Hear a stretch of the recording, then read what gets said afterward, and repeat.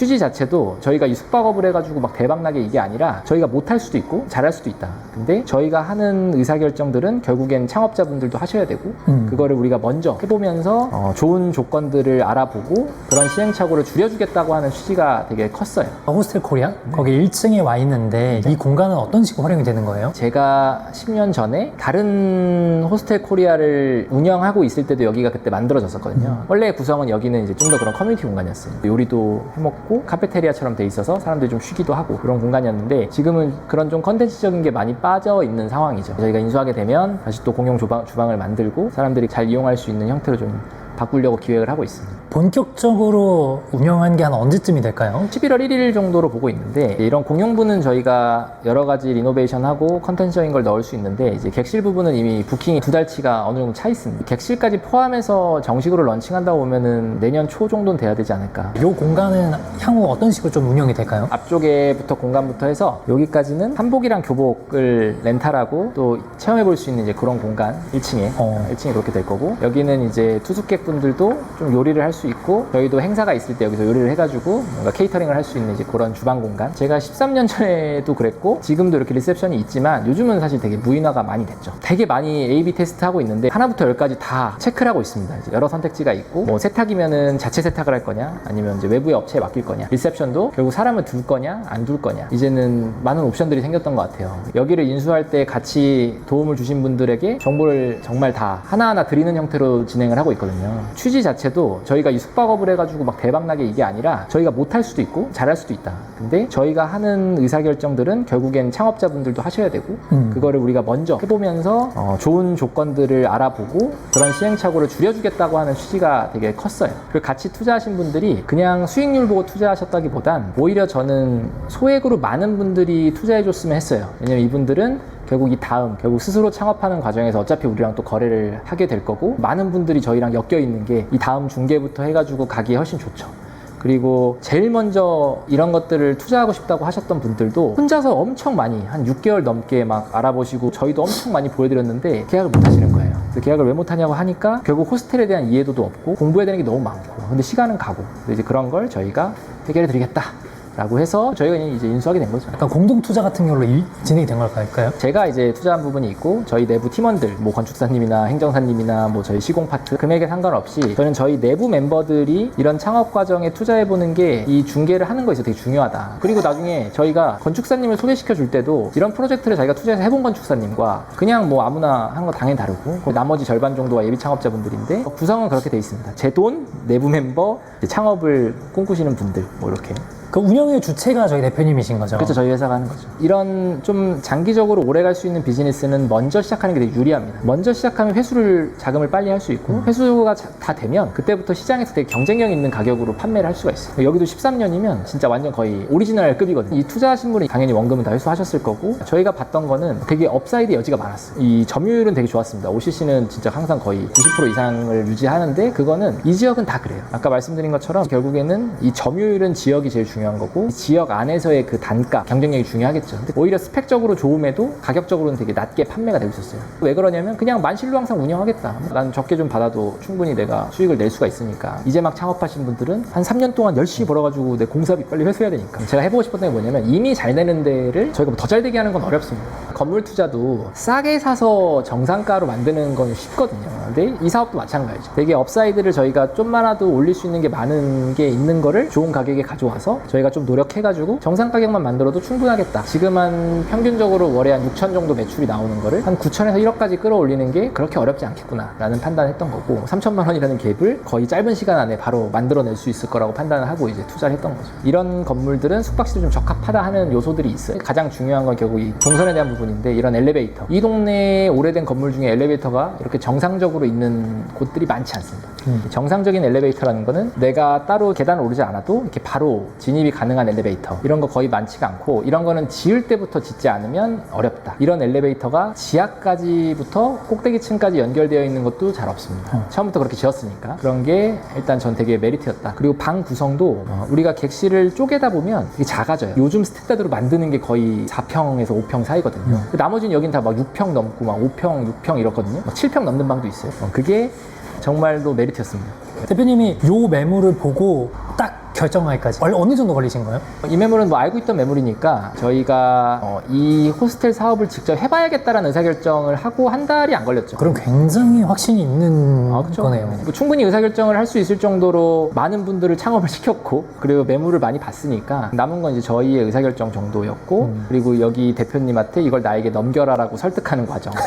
호스텔 콜레지 객실이 들어가 있잖아요. 네. 그러니까 25개 이런 공간이 있는 건가요? 모양은 조금씩 다른데 중간 사이 정도 방에 들어온 것 같습니다. 방에 들어오셨으니까 좀 보면 일단 여기 입구도 보셨을 때 이렇게 단이 없죠. 근데 용도 변경한 곳을 가시면 단이 있습니다. 왜냐하면 화장실을 이제 넣어야 되는데 그 화장실 배관을 구배를 맞추려면 한 10cm에서 20cm가 올라오게 돼요, 전체적으로. 그러면 당연히 층고가 좀 낮아지겠죠. 반대로 또 뭐 천장에 만약에 스프링쿨러를 넣어야 된다. 천장이 낮아지게 되고. 이제 위아래에서 낮아지니까 전반적으로 이제 좀 좁은 느낌이 나게 되는 거죠. 그래서 우리가 호텔 같은 데 가시면 한 2,400에서 한 2,700 정도가 되게 높은 거거든요. 그 정도 돼야 되고 이제 주거용인 우리 집 같은 경우는 한 300, 한 400 이 정도가 이제 높을수록 사실 좀 고급스러운 느낌이 당연히 나죠. 그리고 좀 좁을수록 좀 답답한 느낌이 나고 층고가 결국에는 이렇게 원래부터 지어진 곳과 이제 아닌 곳들의 일단 차이가 좀 있고요. 저희가 층고 때문에 계약을 드랍한 곳도 있습니다. 면적은 너무 좋은데 결국 공사하고 나면 층고가 막 2200, 막 머리 달 것 같은 느낌. 저도 사실 키가 2m 좀 안 되지만 들어갈 때 뭔가 막 머리가 달 것 같은 걸 답답함이 좀 있을 수도 있거든요. 그죠. 너무 답답할 것 같은 느낌. 여기는 되게 진짜 높게 잘 빠져 있는 거고 진짜 이건 최고인데 바닥 난방이 됩니다. 이제 코리안에 왔는데 바닥 난방을 경험 안 해볼 수 없죠. 바닥 난방은 장점 우리가 너무 잘 알잖아요. 일단 한번 따뜻해지면 너무 따뜻하고 침대가 없어도 바닥에서 좀 잘 수도 있고 그리고 애들 왔을 때도 좀 바닥에 앉아 있을 수도 있고 뭐 그런 것들이 되게 메리트였고 보일러가 있는 호스텔 저는 본 적이 없습니다. 다 용도 변경을 하고 혹은 신축으로 지어도 우리가 호텔 지을 때 바닥 보일러 못 넣어요. 법적으로 못 넣습니다. 근데 이제 호스텔은 주방도 넣을 수 있고 바닥 난방도 넣을 수 있고 좀 더 생활하기에는 적합한 형태로 여기도 그렇게 만들었고 그게 나중에 제가 여기를 또 넘기고 나갈 때도 똑같이 인정을 받을 수 있는 부분이죠. 근데 이런 도배, 장판 이런 거는 나중에 제가 한 4, 5년 운영하다가 넘긴다고 해도 인정받을 수가 없어요. 다시 하려고 그러면 할 수 없는 것들. 권리금이라고 봤을 때는 되게 좋은 가격으로 인정을 받을 수가 있는 거죠. 대표님이 11개 계약할 때 이 정도 규모가 한 큰 거예요? 작은 거예요? 되게 궁금해요. 엄청 크거죠. 일반인이 할 수 있는 최대 규모라고 생각하시면 됩니다. 왜냐면 결국 29객실까지가 우리가 일반적인 사업자들이 할 수 있는 형태인 거고 30실이 넘어간다라고 보면 장애인 객실의 이슈가 있어요. 장애인 시설은 내가 3층만 쓴다고 3층만 맞추는 게 아니라 건물 전체에 적용을 해야 됩니다. 그래서 29객실이 호스텔로 창업했을 때 가장 뭐 매직 넘버 같은 넘어서게 되면 사실은 사업적으로 좀 제약이 있을 수 있습니다. 우리가 할 수 있는 최대 사이즈가 29개다. 그 정도 보시면 될 것 같고 저희 쪽에서 중개하셔서 이제 창업 준비하시는 분들은 진짜 크게 하신 분이 27개, 저희가 29개니까 27개도 혼자 하신 건 아니고 이제 4명의 창업자가 이제 같이 이제 모여가지고 그냥 4개 층을 같이 하자 이렇게 해서 하신 거고 개개인이 하시는 경우에는 거의 다 10실 위아래로 한 2개 정도씩은 있었던 것 같습니다. 11건의 호스텔 계약 해주셨잖아요. 그럼 아주 작은 규모는 한 어느 정도? 가장 큰 건 어느 정도? 제일 작은 건 한 전용 기준으로 40평 정도 그리고 제일 큰 거는 뭐 한 200평 이상 뭐 층으로는 뭐 1개 층 들어가는 곳도 있고 2개 층도 있었고 뭐 4개 층도 있었고 다양하게 있었는데 건물도 사실 아주 올드하게 뭐 한 60살짜리도 있었고요 5살도 안 된 건물도 있었고 다양하게 있었습니다. 그리고 엘리베이터가 있는 애도 있었고 없는 애도 있었고 11건 진행하시면서 이번에 자산 상황을 좀 파악하게 되잖아요. 한 어느 정도 준비해두면 좀 넉넉하게 진행이 되더라 이런 게 있을까요? 처음에 3억에서 한 5억까지 사이의 분들이 가장 많았던 것 같아요. 그리고 이제 실제로 계약하신 분들도 한 4억 정도 예산을 가지고 보증금도 치르시고 뭐 공사도 좀 계획하시고 근데 현실적으로 저희가 있는 지역에서 금액이 낮아질수록 오히려 매물이 좀 더 찾는 게 어렵고 실제로 창업을 한다 그래도 사업성이 그렇게 좋지는 않고 하니까 적합한 매물을 고르다 보니 좀 면적이라던가 금액적으로 다 좀 이렇게 어느 정도 이게 수렴했던 것 같아요. 그리고 나중에는 너무 매물이 잘 없으니까 큰 거를 저희가 확보를 통으로 하나 해서 이제 창업자분들이 뭐 한 4명이 가서 창업을 한다거나 그런 것도 지금 진행을 하고 있습니다. 그래서 사업은 본질적으로 내가 얼마가 있냐가 중요한 게 아니라 결국 이 사업이 잘 되는 게 중요한 거잖아요. 그러면 그게 잘 되기 위한 최소 자본금이 어느 정도인지 먼저 파악을 하시고 그 자본금이 모자라면 더 모으시고 더 만약에 과하다 그러면 뭐 좀 더 여유 있게 하시면 되는 건데 특히나 이런 중부나 좋은 지역 경우에는 저는 한 3억에서 5억 사이가 저희 미니멈인 것 같습니다. 호스텔을 창업할 때 추천하는 지역 어디가 있을까요? 당연히 뭐 제일 저는 좋은 거는 홍대 쪽이라고 보고요. 그리고 홍대, 종로, 중구 여기가 거의 뭐 3대장 인 거고 호스텔 창업하면은 관리 리소스가 어느 정도 들어가는 거예요? 그럼요. 내가 본업이 하면서 할 수 있는 건가요? 본업을 하면서 하시려면은 비용이 들겠죠. 왜냐면 누군가가 일을 해야 되니까 나 대신. 근데 이제 그걸 감안해도 사업성은 괜찮긴 합니다. 근데 어려워하시는 게 뭐냐면 민박업을 하실 때는 창업 비용도 거의 호스텔 하는 것보다 한 10분의 1, 그리고 회수하는 기간도 거의 한 6개월도 안 걸려요. 그러니까 너무 사업성이 좋은 거죠. 그리고 리스크도 별로 없고 오픈하면 잘 되고, 사실 뭐 안 되면 그냥 뭐 정리하면 되잖아요. 근데 이건 그렇지가 않죠. 창업 비용도 거의 진짜 한 10배 가까이 비싸고, 운영이 안 된다고 보면 우리가 한 개를 운영하면서 한 개를 채운다는 것과 30실을 운영하는데 15실을 비운 거랑의 그 압박감 다 다르죠. 훨씬 더 신경을 많이 써야 된다. 민박업을 하실 때 그 경쟁자와 이 호스텔 할 때의 경쟁자 좀 다릅니다. 모텔이랑 호스텔이 경쟁하진 않아요. 기본 뭐 대실이라던가 뭐 주말 영업으로 돌아가는 형태, 그 내국인 대상의 모텔보다는 결국 호텔 분들, 더 많은 객실에 더 좋은 시설, 어떤 서비스를 가지고 외국인을 대상으로 하는. 근데 거기보다 내가 더 잘할 수 있느냐 쉽지 않죠. 결국엔 가격을 더 싸게 해야 되는 건데, 여기도 경쟁이 치열하니까 더 낮은 가격에 판매를 하거든요. 그래서 이게 가격 설정이 너무 중요한데, 어려운 거는 훨씬 더 많은 데이터와 리소스를 가진 쪽이